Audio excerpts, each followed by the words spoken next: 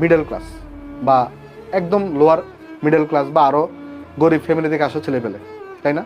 তো তোমরা এক একজন কিন্তু ফ্যামিলির এক একটা আসলে স্বপ্ন।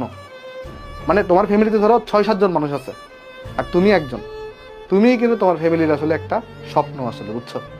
মানে তোমার উপর পুরো ফ্যামিলি ডিপেন্ড করতেছে আসলে। মানে তুমি যদি ভালো করো তাহলে তোমার ফ্যামিলি বাকি জীবন ভালো করতে পারবে, তুমি যদি খারাপ করো তাহলে তোমার ফ্যামিলি বাকি জীবন খারাপ কাটাবে।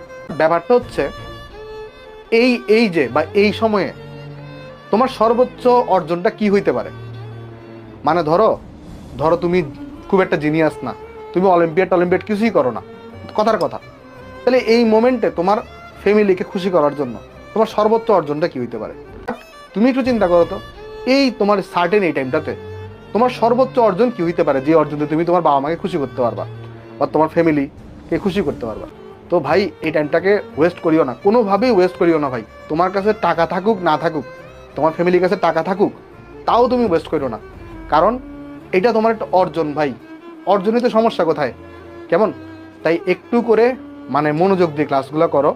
ক্লাস তুমি হচ্ছে যে করলে তোমারই লাভ আসলে, কেমন? পড়া বলা তোমার যদি আগে থেকে পড়া থাকে তাহলে তো তোমার লাইভ ক্লাস করার দরকার নাই, তুমি রেকর্ডেড ক্লাস করবা বা স্লাইড দেখে নিবা, তাইলেই হবে।